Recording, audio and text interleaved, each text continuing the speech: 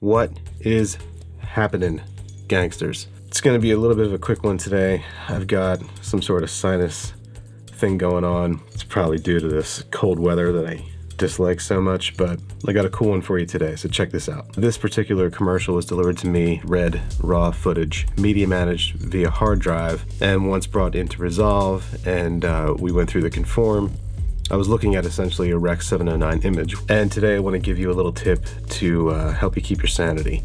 So the initial instinct might be to come into the clip raw settings and change this, which is BT 1886, essentially Rec. 709, to the log 3G10, the wide gamut, right? Which makes sense. Now this clip is ready for grading, but we've got a little bit of a problem because the rest of the clips are all in BT 1886. Now, rather than do that on a clip by clip basis, let's instead go into the project settings and see what we can do.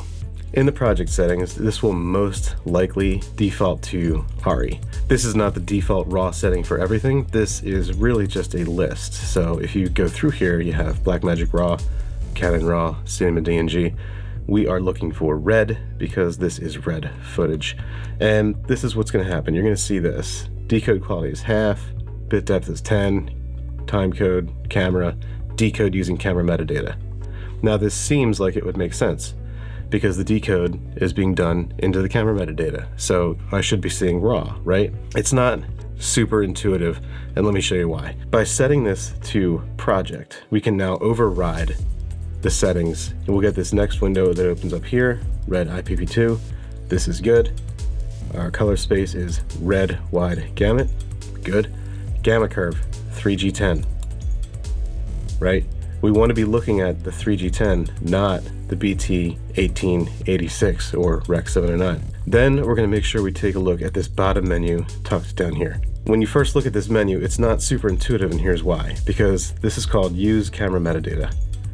And you would think, yes, I want to use the camera metadata associated with the clips so that I can honor the photography as it came in and not set every single clip to ISO 320, for example, with an exposure adjustment of 0, a color temp of 5600, and a tint of 0. Because the chances are that these clips were recorded with various ISOs, various color temperatures, and various tint adjustments. So why would we want to lock that in? We want to uncheck by checking these options here. See how they get grayed out?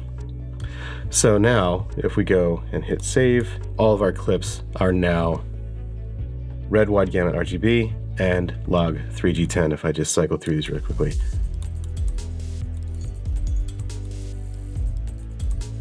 I also don't know why all of these thumbnails don't auto adjust. It seems to be some sort of bug since like DaVinci Resolve 20 or 19 or something, but they don't always update, which is kind of strange. Fear not, they are all actually correct. So if we go into each of these shots, you'll see it's now set to project, red wide gamut RGB, log 3G10 on all these shots. This is applicable to all camera systems in that list, with the same principles applying to each of the cameras. And I think it's pretty obvious, but this only works with raw material. So that is a much faster way of getting all this material into the color and the gamma space that you want to be working with when you begin your grading. I hope I saved you a potential headache with this one. Take this method, use it on your next project. Thank you so much for swinging by and watching this, and I'll catch you in the next one.